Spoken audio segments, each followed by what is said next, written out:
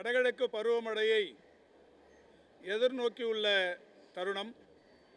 இன்னும் ஒரு சில நாட்களில் பருவமழை தொடங்க உள்ள நிலை. இந்த நிலையில் லயோலா கல்லூரி ஒரு மிக சிறப்பான முன்னெடுப்பை எடுத்திருக்கிறது. அதாவது மாணவர்களை ஒருங்கிணைத்து மழைக்காலத்திற்கு முன்னால் எடுக்கப்பட வேண்டிய முன்னெச்சரிக்கை நடவடிக்கைகள், மழைக்காலங்களில் ஏற்படுகிற நோய் பாதிப்புகள் குறித்த விழிப்புணர்வு, அதை தடுப்பதற்கும் குறைப்பதற்கும் நாம் மேற்கொள்ளப்பட வேண்டிய நடவடிக்கைகள் போன்ற பல்வேறு விஷயங்களை ஒருங்கிணைத்து இன்றைக்கு ஒரு நாள் கருத்தரங்கு என்கின்ற வகையிலேயும் இதில் சமூக ஆர்வலர்கள், தன்னார்வலர்கள், அரசு நிர்வாகங்கள் மேற்கொள்ளப்பட வேண்டிய விஷயங்கள் குறித்து விவாதிப்பதற்கும் ஒரு விழிப்புணர்வு பேரணியும் ஒரு நாள் முழுமைக்குமான கருத்தரங்கும் இன்றைக்கு நடைபெற தொடங்கி இருக்கிறது. வணக்கத்திற்குரிய பெருநகர சென்னை மாநகராட்சியின் மேயர் பெருமதிப்பிற்குரிய நல்லி குப்புசாமி செட்டியார் போன்றவர்கள், அதேபோல் மெம்பர் செக்ரட்டரி அரசு நிர்வாகத்தைச் சேர்ந்த பெருமதிப்பிற்குரிய வின்சென்ட், மரியாதைக்குரிய வானிலை ஆராய்ச்சி அமைப்பின் தலைவர் பெருமதிப்பிற்குரிய பாலச்சந்திரன், முருகன், ரவீந்திரன், அதேபோல் நம்முடைய இந்த லயோலா கல்லூரி கல்வி குழுமங்களின் செயலர், லயோலா கல்லூரியின் முதல்வர், துறை தலைவர்கள் உள்ளிட்ட ஏராளமான பேர் பங்கேற்று இந்த நிகழ்ச்சியை சிறப்பித்து வருகிறார்கள். அந்த வகையில் இன்றைக்கு இந்த நிகழ்ச்சி என்பது சிறப்புடன் தொடங்கப்பட்டிருக்கிறது. பொதுவாகவே ஒவ்வொரு பருவமழையின் போதும் அல்லது பெருமழை சீற்றங்களின் போதும், புயல் போன்ற பாதிப்புகளின் போதும் அரசு நிர்வாகங்களோடு ஒருங்கிணைந்து தன்னார்வலர்களும் இணைந்து பணியாற்றுவது என்பது தமிழ்நாட்டில் இருக்கிற ஒரு இயற்கையான கட்டமைப்பு. தொடர்ந்து 2005ஆம் ஆண்டு சென்னையை தாக்கிய பெருமழையும், அதைத் தொடர்ந்து பல்வேறு புயல் பாதிப்புகள், அதையும் தொடர்ந்து 2015இல் ஏற்பட்ட பாதிப்பு, 2019 தொடங்கி 22 வரை ஏற்பட்ட ஒரு 3 ஆண்டுகளுக்கான கொரோனா பேரிடர், இப்படி பல்வேறு பேரிடர்களை நாம் தொடர்ந்து சந்தித்து வருகிற சூழலில் அரசு நிர்வாகங்களோடும் உள்ளாட்சி அமைப்புகளோடும் இணைந்து தன்னார்வ தொண்டு நிறுவனங்களும் லட்சக்கணக்கான தன்னார்வலர்களும் தமிழகத்தில் ஒருங்கிணைந்து மிக சிறப்பான பணியினை செய்து வருகிறார்கள். அந்த அளவில் இன்றைக்கு மாணவர்களும் இந்த சமூக பிரச்சனைகளில் ஒருங்கிணைவது என்பது மிக முக்கியத்துவம் வாய்ந்த ஒன்று. அந்த வகையில் லயோலா கல்லூரி என்பது தொடர்ந்து எல்லா காலகட்டங்களிலும் அதனுடைய மாணவர்களை நாட்டு நலப்பணிகள் என்கின்ற வகையில் நாட்டு நலப்பணிகள் திட்டம், இதுபோன்ற பேரிடர் காலங்களில் மக்களுக்கு உதவுதல், சென்னையில் குடிசை பகுதிகளில் ஏழை குழந்தைகளுக்கு கல்வி போதித்தல், அவர்களுக்கு சுகாதாரமான ஒரு சூழலை ஏற்படுத்துதல் போன்ற பல்வேறு விஷயங்களை லயோலா கல்லூரி மாணவர் அமைப்பு இங்கே மிக சிறப்பாக செய்து கொண்டிருக்கிறார்கள். அந்த வகையில் இன்றைக்கு இந்த வடகிழக்கு பருவமழையை எதிர்நோக்கி இருக்கிற இந்த தருணத்திலும் கூட இதை கையில் எடுத்து மாணவர்களிடையே விழிப்புணர்வை ஏற்படுத்துவதும், தன்னார்வலர்களுக்குரிய கடமைகளை உணர்த்துவதற்குரியமாக ஒரு நல்ல பணியை இப்போது செய்திருக்கிறார்கள். அதை தொடங்கி வைப்பதில் அரசின் சார்பிலும், மாண்புமிகு தமிழ்நாட்டின் முதலமைச்சர் அவர்களின் சார்பிலும், பெருநகர சென்னை மாநகராட்சியின் சார்பிலும் எங்களுடைய மகிழ்ச்சி நிறைந்த பாராட்டுதல்களை மாணவர் சமூகத்திற்கு தெரிவித்துக் கொள்கிறோம்.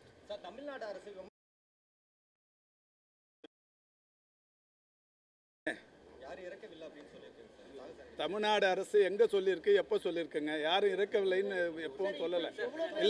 இல்லை அது மாதிரி கேள்விகளையே தவறான வகையில் திசை திருப்புகிற வகையில் கேள்விகள் இருக்கக்கூடாது. உங்கள் டிவியில் உங்கள் டிவியை ப்ரொமோட் பண்ணிக்கணுங்கிறதுக்காக கேள்வியவே நீங்கள் தவறான வகையில் சொல்லக்கூடாது. அரசு எங்கே சொல்லியிருக்கு? இறப்பு இல்லைன்னு எங்கே சொல்லியிருக்கு? முதல்ல பத்திரிகையாளர்கள் உங்களுக்குரிய கடமை உணர்வோடு செய்யணும். இது இல்லை, இந்த நிகழ்ச்சி என்னன்னா, இந்திய விமானப்படை தொடங்கியது என்பது 1932ஆம் ஆண்டு அக்டோபர் திங்கள் 8ஆம் தேதி. 1932 அக்டோபர் 8இல் தொடங்கப்பட்ட இந்த இந்திய விமானப்படை 72 ஆண்டுகளை நிறைவு செய்து 73ஆம் ஆண்டில் அடியெடுத்து வைக்கிறது. இந்த 93ஆம் ஆண்டில் அடியெடுத்து வைக்கிறது.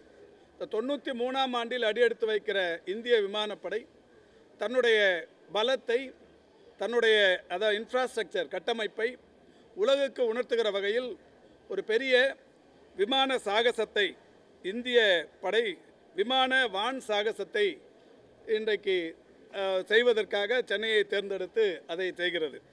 அப்படி செய்யும்போது அவர்கள் தமிழக அரசின் சார்பில் என்னெல்லாம் வசதிகள் வேண்டும் என்று கேட்டார்களோ அந்த விமானத்துறை கேட்ட அத்தனை வசதிகளையும் தமிழக அரசின் தலைமைச் செயலாளர் தலைமையில் 2 கூட்டங்கள் ஏற்பாடு செய்து பல சேவைத்துறைகளை ஒருங்கிணைத்து அந்த கூட்டங்களின் வாயிலாக யார் யாருக்கு என்னென்ன கடமைகள் என்று முடிவெடுத்து பல விஷயங்கள் செய்யப்பட்டது.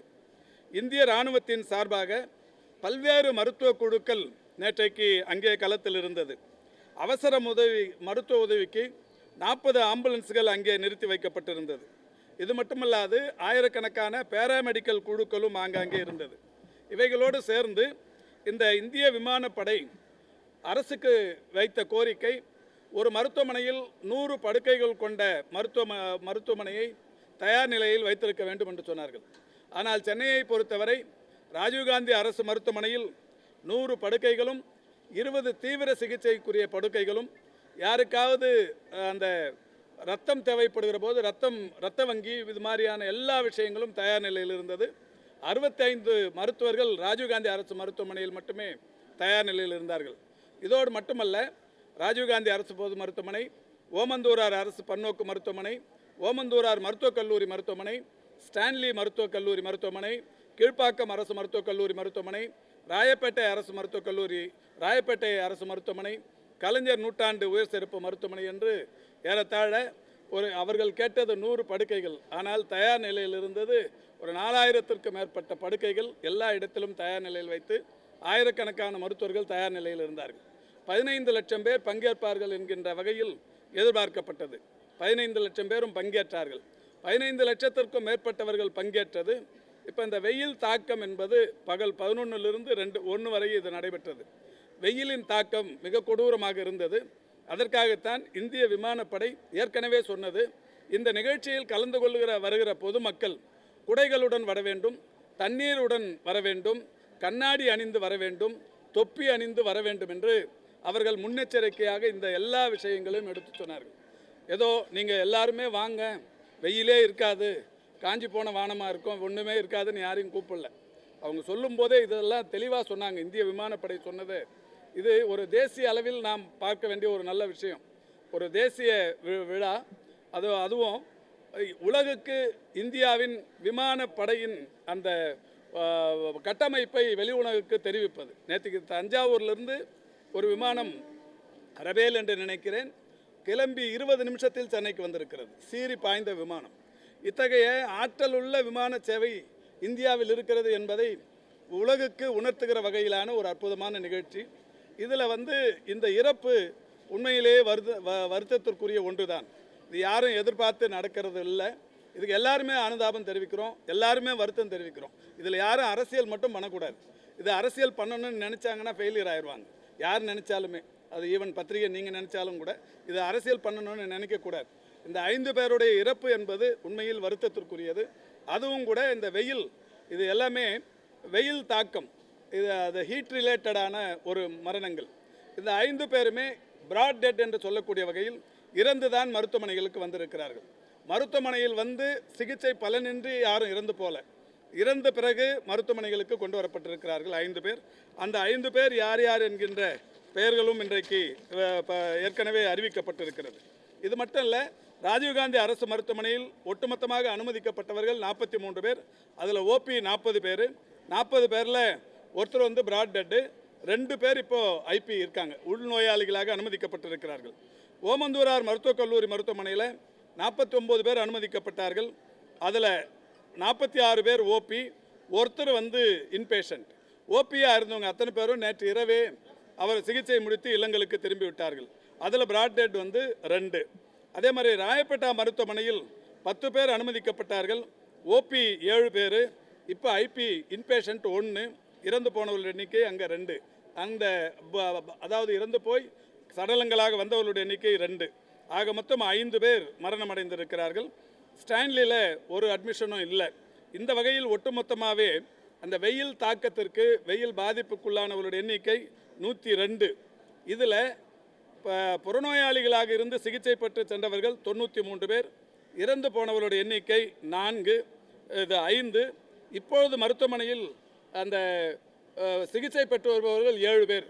இந்த 7 பேர் எதற்காக சிகிச்சை பெற்று வர்றாங்கன்னா, ஓமந்தூராரை பொறுத்த வரைக்கும் 4 பேர் சிகிச்சை பெற்று வருகிறார்கள். அதில் அடிதடிங்கிற மாதிரி ஒரு 2 பேரும், கால் முறிவு என்கின்ற வகையில் ஒரு 2 பேரும், மொத்தம் 4 பேர் ஓமந்தூராரில் இருக்கிறாங்க. 2 பேர் வந்து ராஜீவ்காந்தியில் இருக்கிறாங்க. அந்த 2 பேருக்கு ஒருத்தருக்கு வந்து ஃபிட்ஸு, இன்னொருத்தருக்கு வந்து குடலிறக்க நோய். அந்த 2 பாதிப்புகளால் அங்கே இருக்கிறாங்க. ஒன்று வந்து இந்த ஃபுட் பாய்சன் அப்படிங்கிற மாதிரி மொத்தம் 7 பேர் இப்போ அட்மிஷனில் இருக்கிறாங்க. 7 பேருமே ஸ்டேபிளாக இருக்கிறாங்க. இறந்தவர்கள் 5 பேர். இது அரசாங்கத்தின் சார்பில் சொல்லப்படுகிற செய்தி தான். இது வந்து அரசாங்கம் இறப்பே இல்லை என்று சொன்னது என்கின்ற ஒரு செய்தியை நீங்களாகவே பரப்பி விடுவது என்பது தவறு.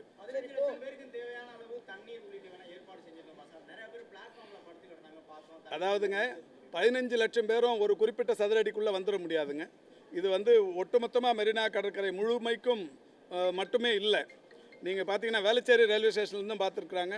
எங்கெல்லாம் இந்த வான் எல்லை தெரியுமோ அதெல்லாம் அங்கிருந்தும் கூட பார்த்துருக்குறாங்க, ஒரே கூட்டமாக இருந்து.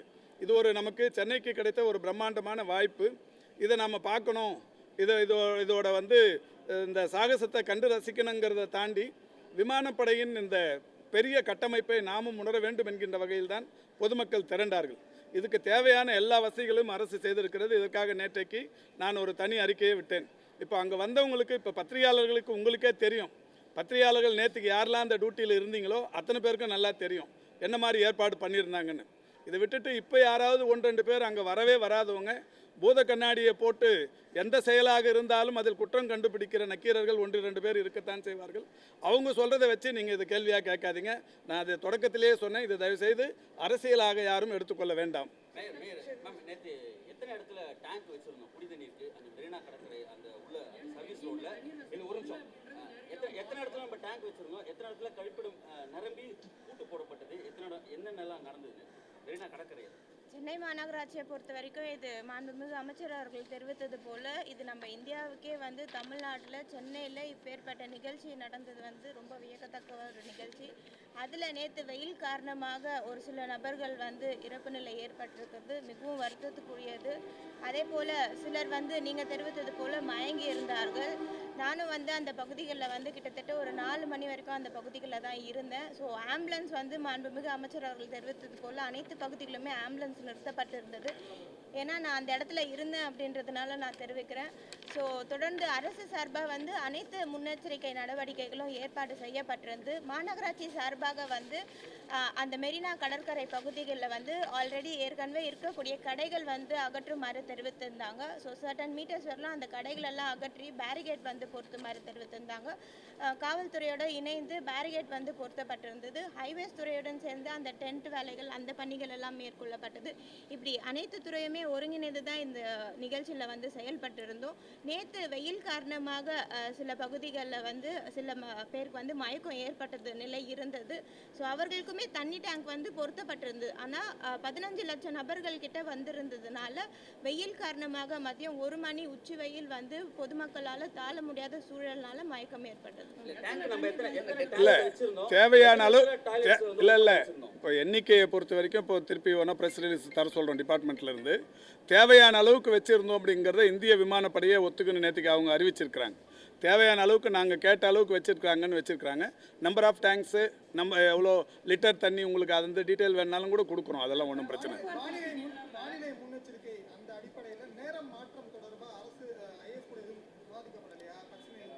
இல்லை. இது முழுக்க இந்திய விமானப்படையோட பணி. அவங்களுக்கு வந்து வெதர் எப்படி இருக்குது, அந்த விமானங்கள் பறக்கும் சூழல், இதெல்லாமே இப்போ படகாக இருந்தாலும் கப்பலாக இருந்தாலும் விமானங்களாக இருந்தாலும் மேலே இருக்கிற இந்த இதை பொறுத்து தட்பவெப்ப நிலையை பொறுத்து அதுக்காக அவங்க முடிவு பண்ணியிருக்கிறது தான். இதில் வந்து நம்ம அதுலேயும் அவங்களையும் போய் குறை சொல்லிட முடியாது. அதுக்காக தான் அவங்க முன்னாடி சொன்னாங்க, இது மாதிரி வெயில் இருக்கும்னு தெரிஞ்சு தான் எல்லாரும் குடம் எடுத்துகிட்டு வரணும், தண்ணி எடுத்துகிட்டு வாங்க, தொப்பி போட்டு வாங்க, கண்ணாடி போட்டு வாங்கன்னு எல்லாத்தையும் சொன்னாங்க.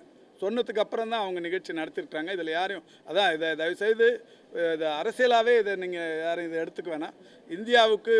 இந்தியாவின் விமானத்துறைக்கு இருக்கிற அந்த கட்டமைப்பை உலகுக்கு வெளிப்படுத்துகிற ஒரு அற்புதமான ஒரு இது செயல்பாடு. இது வந்து அவங்க 93வது வருஷத்தை நுழையிறத நடத்தின ஒரு நல்ல நிகழ்ச்சியாக இதை நம்ம எடுத்துக்கணும். இது வந்து ஒரு வருந்தத்தக்க நிகழ்வு. இதில் வந்து எந்த இதுவும் இல்லை. இப்போ வேணுன்னே ஒரு பொது நிகழ்ச்சி நடத்தி அதில் கூட்ட நெரிசல் தாங்காமல் இறந்து போனவங்களாம் இருக்காங்க. இதில் யாரும் கூட்ட நெரிசல்லாம் இல்லை. இது எல்லாமே வெயில் தாக்கம், ஹீட் ரிலேட்டட் தான். ஹீட் ரிலேட்டட் டீஹைட்ரேஷன், இது சம்மந்தப்பட்ட இறப்புகள் தான். என்னங்க என்ன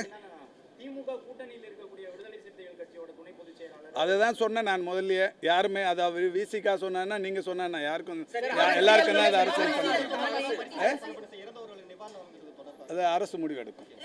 அரசியல் தாண்டி நேற்று வந்து இங்க இருக்கிற செய்தியாளர் எல்லாருமே களத்துல இருந்தவங்க சார், மோஸ்ட்லி களத்துல இருந்தவங்க தான். அங்க வந்து பப்ளிக் ஸ்ட்ரகிள் ஆனதை நாங்க பார்த்தோம். அவங்க நிஜமாவே சஃபர் ஆனாங்க. அவங்க சொன்னது ஏங்க 15 லட்சம் பேருக்கு நம்ம அவங்களுக்கு என்ன பதில் சொல்றோம்? இல்லை தண்ணி இல்லை, ரெஸ்ட் ரூம்லாம் இல்லைன்னு இல்லை, தண்ணி ரெஸ்ட் ரூம்லாம் எல்லாமே இருந்தது, போதுமான அளவுக்கு ஏற்பாடு பண்ணியிருந்தாங்கன்னு சொல்லி நிகழ்ச்சி நடத்தினவங்களே ஒத்து நிற்கிறாங்க. இல்லைன்னு நீங்கள் எப்படி சொல்ல முடியும்? மெரினா கடற்கரையிலேருந்து வாலாஜா ரோடு இருக்குல்ல சார், அது வழியாக தான் வந்து எல்லாருமே மெட்ரோ ரயில் நிலையத்துக்கு போனாங்க.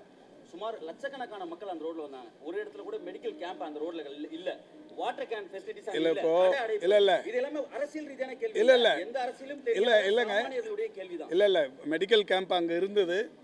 எல்லா இடத்துலையும் மெடிக்கல் 100க்கும் மேற்பட்ட மருத்துவர்கள் அங்கே இருந்தாங்க. ஏர்ஃபோர்ஸ் டிபார்ட்மெண்ட்டோட மெடிக்கல் விங்கு இருந்தது. இதை தாண்டிங்க நீங்கள் பீச்சில் இருந்து ஒரு 300 மீட்டரில் தான் ஓமந்தூரார் மெடிக்கல் காலேஜ், 2 கிலோமீட்டரில் தான் RGH ராஜீவ்காந்தி ஹாஸ்பிட்டல், ஒரு 3 கிலோமீட்டர் தான் ஸ்டான்லி, 1.5 கிலோமீட்டரில் தான் ராயப்பேட்டா மருத்துவமனை. இப்போ இது மாதிரியான ஒரு மருத்துவ வசதி சென்னையை தவிர்த்து அது மெரினா ஒட்டி உலகத்தில் வேற எங்கேயுமே இருக்க முடியாது. அதனால மருத்துவ வசதி இல்லைன்னுலாம் சொல்லிடாதீங்க. இல்லை, நீங்கள் நல்லா பார்த்துருப்பீங்க, ஆம்புலன்ஸு டிராஃபிக்கில் சிக்கிச்சு, 2 மணி நேரம் டிராஃபிக் இருந்தது.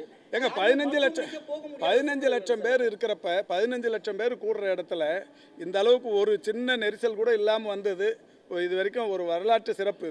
இந்த 5 பேர் வந்து வெயில் தாக்கத்தால் இறந்தாங்கன்னு வெளிப்படையாக சொல்கிறோம். திரும்ப அதையே சொல்லி நீங்கள் இதில் வந்து குளிர்காய நினைக்கிறது தவறுங்க.